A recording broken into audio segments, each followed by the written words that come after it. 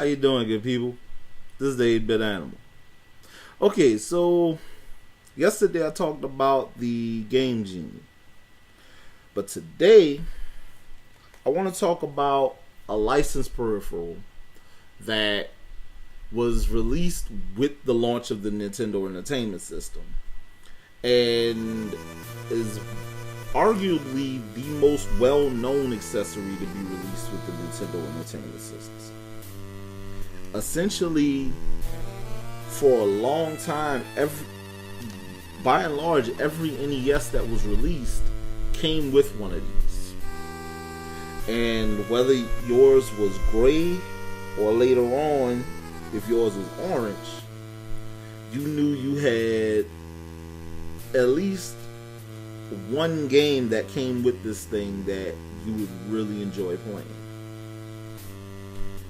Today, we're going to talk about Zappers. Okay, now the Zapper was originally released for the Famicom to coincide with the release of Wild Gunman. And later on, because Nintendo knew that they were going to want to release those arcade light gun games on their home console, they decided to release this thing as one of the two pack-in accessories with the Nintendo Deluxe set when it launched in 1985. Of course, everyone knows that with the Deluxe set, the other accessory was the robot operating buddy, Rob. And which means that the two pack-in games were Gyromite and Duck Hunt. Now, Duck Hunt was cool because, playing it was really easy. You just pick it up. Pick it up, plug your zapper into the second control port, aim it at the TV, shoot the ducks or the clay pigeons. And it was pretty simplistic, so that gave that game mass appeal because everyone could pick it up and play it. Now later on, more light gun games came out. Stuff like the aforementioned Wild Gunman, Hogan's Alley, Gumshoe, which is the strangest of all the Zapper games, mainly because you not only use the Zapper to shoot projectiles and enemies that are trying to attack your character, you also have to shoot your character to make your character jump, which was the strangest thing I've ever heard in my life. Later on, you had games like Freedom Force, which which was kind of on the low. It was a bit of a better animated Hogan's Alley, because the only thing that really happened, enemies popped out from behind cover and would either shoot at you or throw grenades at you, and you had to shoot them before they attacked you, all while avoiding hostages and innocents. You had games like Gotcha the Sport, which was essentially a paintball game. Enemies shot at you, you shot back at them, you captured a flag, you made it back to base. Stuff like that. There were a lot of different titles released for that used the Zapper. The problem was, though, that once you played one, there wasn't really a lot of incentive to buy any of the others. So there were a lot of Zapper games that just didn't get any love. They were all essentially shooting gallery games.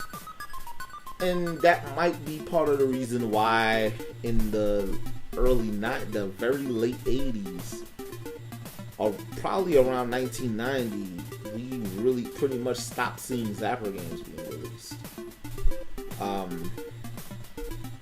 And it was sad because the Zapper was a fun peripheral. It kind of sucks that you can't really use it with modern TVs because it doesn't interact with, it needs a cathode ray tube to interact with.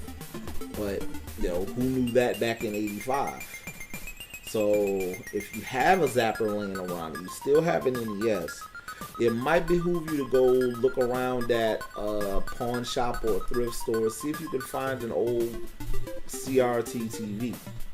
If you can, pick one up, and you can have some fun with a few rounds of duck hunting. I lucked up and bought a couple CRT TVs recently from a Habitat for Humanity store. So I am prepared for any instance in which I want to play Duck Hunt or any other light gun game on any other console. But another fun fact about the Zapper, outside of the change in the color schemes, there were one, maybe two unlicensed games released for it. Chiller, which was a horror themed game that was actually pretty bad and gruesome at the same time. And Baby Boomer, where you had to, it was essentially a Gumshoe ripoff. But both were pretty interesting titles. I'm not gonna say they're must plays, but they're interesting. Zappers are really common, but like I said, they're useless if you don't have a CRT TV to play your NES on. So, you don't need to rush out and buy an off-brand Zapper that was made to look like the original Zapper by one of those companies that make NES clones. You don't need to buy that unless you have a TV that'll play it. Don't let anybody rip you off. Be mindful of that. This has been the 8-Bit Animal, and I will catch you beautiful people tomorrow.